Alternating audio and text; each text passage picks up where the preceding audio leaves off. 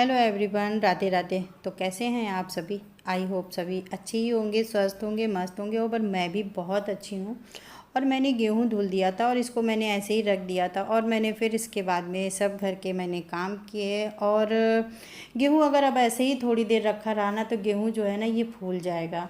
तो इसे मैंने ना गेहूँ को थोड़ा थोड़ा करके कपड़े में बांध लिया है। और अब मैं इसे डार में डालकर सुखाऊंगी, जिससे कि ये ना जल्दी सूख जाएगा। कपड़े में थोड़ा थोड़ा करके गेहूँ डाल दिया है और इस तरह से गांठ लगा देंगे और फिर इसे डायर में डालेंगे। और गेहूँ सुखाने का सच कहूँ ना ये बहुत अच्छा तरीका है और मुझे भी अभी पता चला है।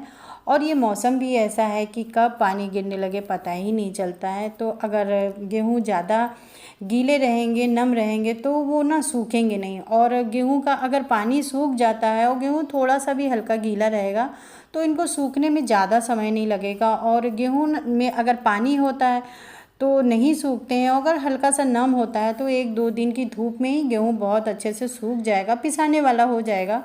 और इसे डायर में डालकर मैंने फुल चला दिया है। यकीन मानिए गेहूँ बहुत अच्छा खासा सूख जाता है। नमी रहती है, थोड़ा सा गीला रहता है, लेकिन एकदम से पानी जो होता है ना वो सूख जाता है। और सारा गेहूँ मैंने ऐसे ही करके डायर में चला दिया है। और अभी से थोड़ी देर बाद मैं छत पर डाल दूँगी और जो काम है अभी उसको मैं कर लेती हूँ। तो सुबह मैं जो भी इस तरह के काम होते हैं मैं करती हूँ। जैसे गेहूँ धुलने का काम होता है तो वो अधिकतर मैं सुबह ही करती हूँ, क्योंकि अगर आप नहाने धोने के बाद में ये काम करें ना तो सच में पूरे कपड़े जो होते हैं गीले हो जाते हैं। तो ये सब काम होते हैं ना तो इनको सुबह ही कर लेना चाहिए। तो मैं हमेशा यही करती हूँ कि जब भी मुझे गेहूँ धुलना होता है तो मैं सुबह ही धुलती हूँ। और आ गई थी, मैंने अब नहा लिया, भगवान की पूजा वगैरह करके मैं आ गई थी छत पे। और छत पर मैं आई हूँ और आते ही पता नहीं कैसे उन कबूतरों को पता चल गया, इतने सारे कबूतर आ गए।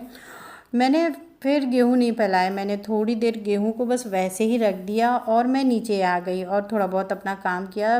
10 से 15 मिनट बाद में जब गई तो कबूतर चले गए थे। फिर मैंने सारे जो गेहूँ थे वो मैंने छत पर फैला दिए।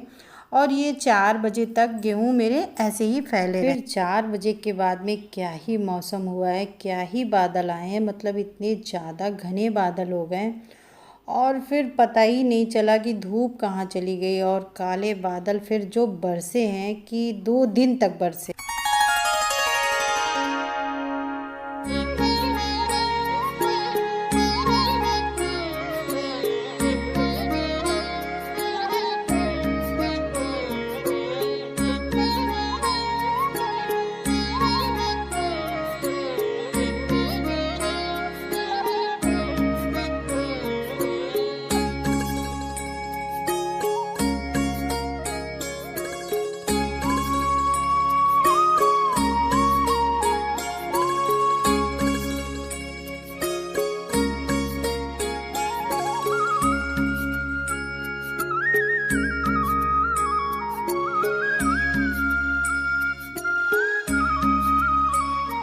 और ये वीडियो मेरा दूसरे दिन का है और मैंने रात में फिर कोई भी वीडियो नहीं बनाया था, क्योंकि पानी बरस रहा था तो फिर कुछ भी करने का मन नहीं हुआ।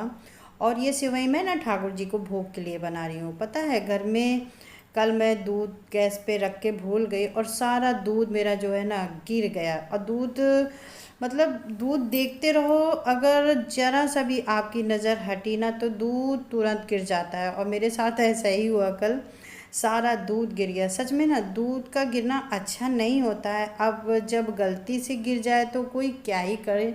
सबसे ज़्यादा दुख तो इस बात का होता है कि दूध गिर जाता है तो उस दूध को ना तो उठाते बनता है और ना ही फेंकते बनता है। सभी कहते हैं कि दूध जो होता है ना बहुत छलिया होता है। आप जब तक उसको देखते रहेंगे और नज़र आपकी हटी नहीं कि दूध गिर जाता है, और कभी महसूस करो ना तो ये सत्य भी लगता है। खैर फिर सुबह हुई तो मैंने 2 पैकेट दूध मंगाया है तो इसकी मैंने सेवई बना ली है, जो कि मैं ठाकुर जी को भोग लगाऊंगी। और काम में इतनी मस्त थी कि भाई का बेटा आया और उसको देखकर मैं ना डर गई।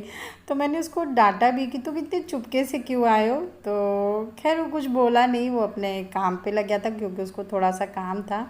आज मैं ना सब अपने कपड़े रखूँगी, 2-3 दिन से सोच रही हूँ लेकिन आज ना ये कर लेती हूँ, नहीं तो बस रोज़ सोचते ही रहेंगे। पता है किसी भी लेडीज़ के पास कपड़े की कोई कमी नहीं होती है, लेकिन अगर उन्हें कहीं जाना है पार्टी में, फंक्शन में, तो ना फिर उसे सोचना पड़ता है कि मैं क्या पहनूं। और कहने को हर लेडीज़ के पास ये एक प्रॉब्लम होती है कि उनके पास पहनने को कपड़ा नहीं होता है। और अगर देखा जाए तो सबसे ज़्यादा अगर कपड़ा किसी के पास होता है तो घर की लेडीज़ों के पास होता है। लेकिन अगर उनको कहीं कह दिया जाए कि कहीं चलना है तो कपड़ा नहीं है, किसी के यहाँ पार्टी है तो कपड़ा नहीं है, किसी के यहाँ कोई फंक्शन है तो कपड़ा नहीं है, मतलब उनको हर ओकेजन में कपड़ा चाहिए। और इस प्रॉब्लम का सच बताऊँ कुछ हो भी नहीं सकता है।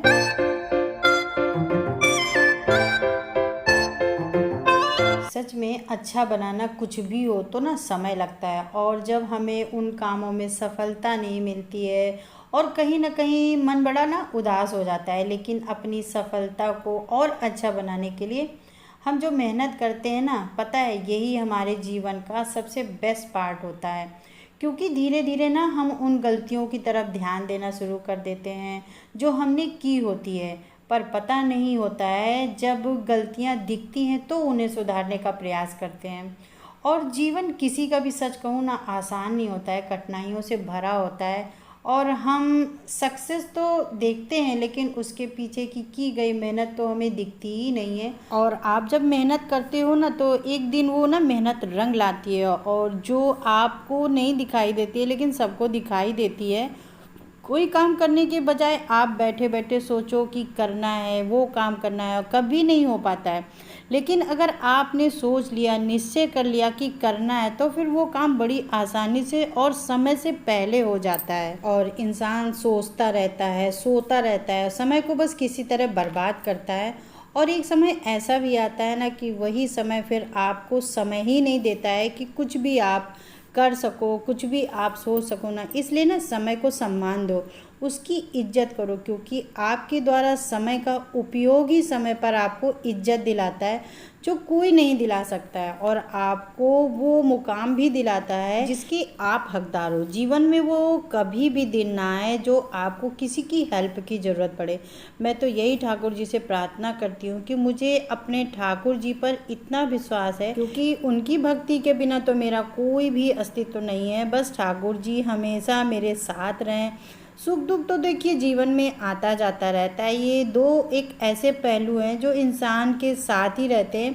किसी को बहुत दुख होता है, किसी को बहुत सुख होता है। ये जीवन के दो अहम हिस्से हैं, इनसे कोई भी अनभिज्ञ नहीं है, सबका परिचय है कोई। और अगर हमारे जीवन में दुख भी होता है ना, तो अगर आपको भगवान पर विश्वास है ना, तो दुख भी हो ना वो सुख में बदल जाता है। बहुत कुछ मैंने अपनी लाइफ में देखा है, सीखा है, कभी मौका मिला तो ज़रूर बताएंगे।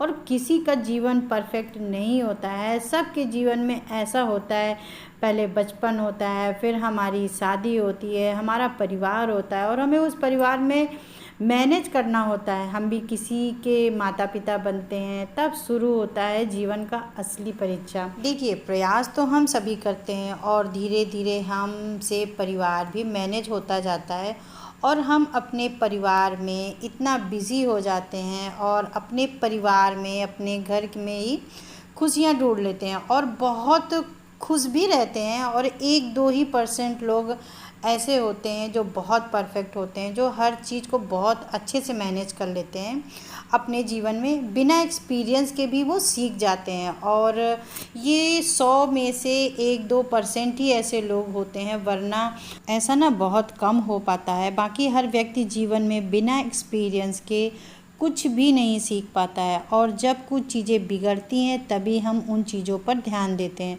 और बनी हुई चीज़ें जब अच्छे से बन जाती हैं, और फिर बनी हुई चीज़ें ना इतनी मजबूती से तैयार होती हैं, तो फिर हमें ना कोई दिक्कत नहीं होती है। और अपने जीवन में हम धीरे धीरे, हमारा जो जीवन होता है वो आसान होता जाता है। और आप लोगों से बातें करते करते ना तो समय का पता चलता है, और काम भी जल्दी हो जाता है, और बातें तो ख़त्म ही नहीं होती हैं। तो दोस्तों अब चलती हूँ, और फिर मिलती हूँ आपको नेक्स्ट वीडियो में।